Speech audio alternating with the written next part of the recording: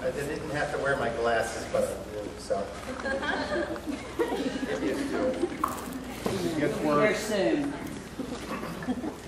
Well, here we are again at the end of the year. Time to give awards and recognition and cheer.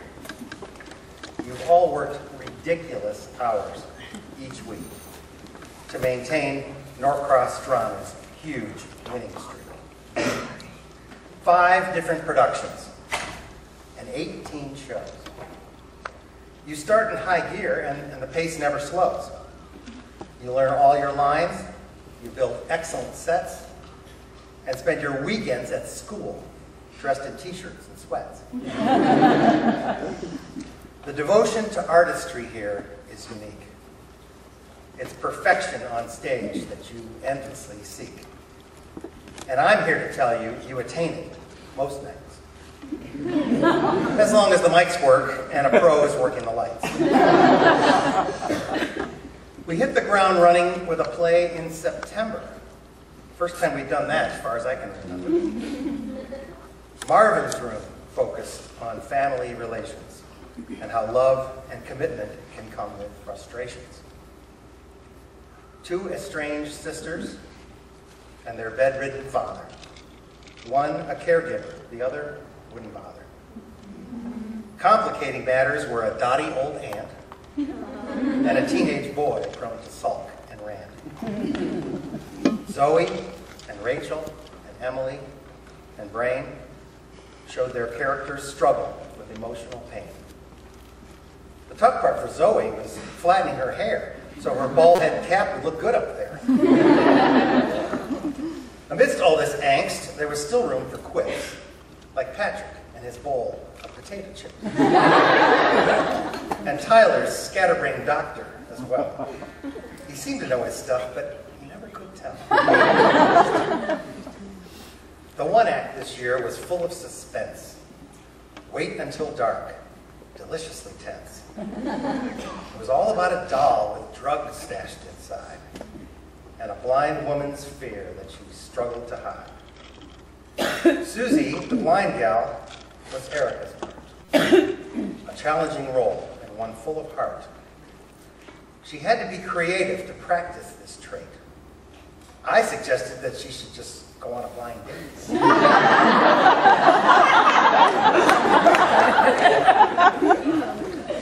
As for playing pure evil, Schwab gets my vote as the diabolical heavy Mr. Rote.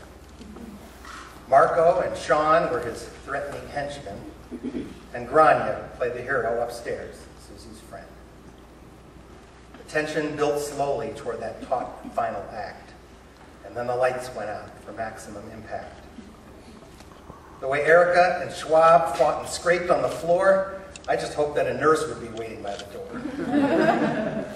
At sub-region and region, the show took the prize. Sean and Marco won too, to no one's surprise. But at state, our stars had to cope with defeat. I think the judges didn't want last year's champs to repeat. Yeah.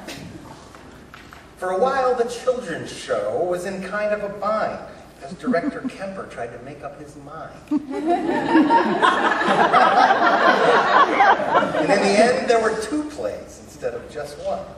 2 casts, 2 stories, and 4 times the fun. The first one had princesses, one polite, one rude. They met on a bridge and had a sort of a feud. But Rachel and Jordan solved the fallout with Grania and Hayden helping sort things out. The next play had multiple princesses too. So many, in fact, it resembled a zoo. Courtney, Jasmine, and Delilah cast spells that went awry, making princesses appear, but no one knew why. Zoe and Chloe and Kessler and Sierra fought for supremacy in the witch's lair. They were turned into frogs, all hopping about, till Keanu the prince came and removed all doubt. The kids' shows are fun, with daytime shows too, and new blood gets a chance to show what they can do. Kessler was carried down the aisle on a bed. And Chloe, as Sleeping Beauty, she snored instead. Noise is Off was awesome in so many ways. The delivery and timing of each comic phrase, Norcross's largest movable set, and the most hilarious script that I've heard yet. Sadly, this show, the funniest by far, drew crowds that could only be called way below par. And that's too bad, for it may have been the best. A real tour de force, a manic fun fest. You had Erica as Dottie, the world-weary pro, and Brain as Roger, her tempestuous beau, and then Ella as Vicky, the cute ingenue, and Schwab, the director who managed the zoo. Tyler was Frederick, who coped with tax strife, and Eden was Belinda, his long-suffering wife. Patrick and Alana were Tim and Poppy, backstage folks who kept it all hopping. Sean played Selsden, the thief who would botch his burglaries because of his weakness for scotch. The laughter was constant in so many scenes. There were so many doors, so many plates of sardines. The play within a play, called Nothing On, soon took a back seat to all these crazed goings-on. There were pratfalls and scheming and emotions run wild. It's the funniest play since Oscar Wilde. Peter Pan was going to be the musical this spring, but the production downtown superseded our thing. So the substitute choice, Pev announced, was Annie. A great choice for everyone, from little tykes to grannies. The lead role went to a sophomore, a rarity, and Natalie nailed the part with such clarity. Her nemesis, Miss Hannigan, was downright mean, and sweet Emily Brandon was the best mean I've seen. Rachel, as Grace, was in charge of the place, with no-nonsense poise, style, and, well, grace. Tyler, as Warbucks, stood at least a foot higher, and the guy shaved his head. Now, folks, that's design.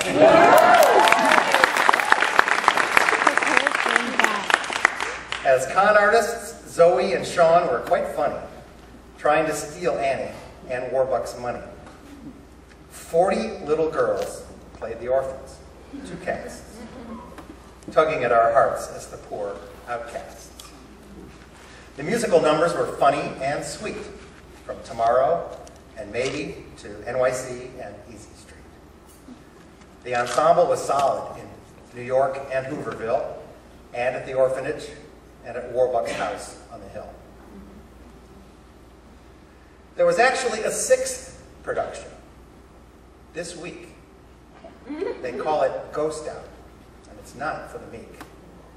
7 drama seniors acted difficult parts in a drunk driving car crash that tore out our hearts. The message was clear: drinks and driving don't mix. Don't speed, wear your seatbelt, and no racing for kicks.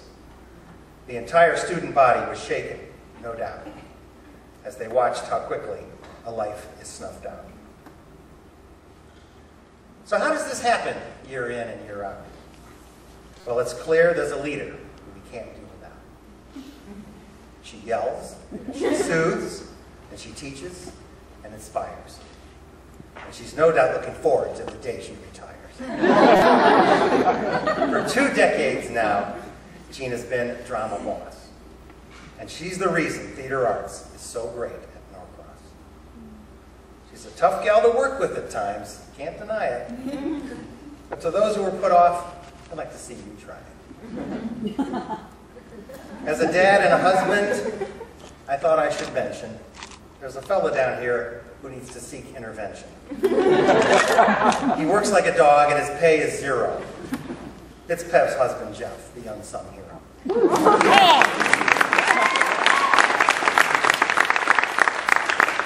And speaking of heroes, let us not forget our hardworking parents, the best group yet. They bring in the dinners, and the lunches and the snacks, and they help provide whatever this drama team lacks. They sell tickets and concessions and flowers galore and respond to requests for just a little more. Without the parents, I don't think we'd survive. Your volunteer efforts keep drama alive. Next year will be somewhat different, I'm told. First, Kemper is leaving the Norcross fold. With 3 lovely children and a beautiful wife, we wish him great things in the next phase of his life. But also, budget cuts are making it tough as the cost of putting on plays gets rough. Looks like there'll be only 2 or 3 shows, a 1 act and a musical. Guess that's how it goes. Tonight's drama banquet is my 7th and my last. It's so hard to believe time has gone by this fast. I've seen 30 productions during my tenure, and I've enjoyed every one of them, I am sure. Just as the seniors leave, so too must I, and the trick will be doing so without starting to cry. I have loved being part of the drama scene here, and I'll miss it badly, year after year. Some of these kids I've known since they were 4. Some I met this year, or the year before. But I have found in all of them one common trait. When it comes to theater arts, you all are first rate. Thank you.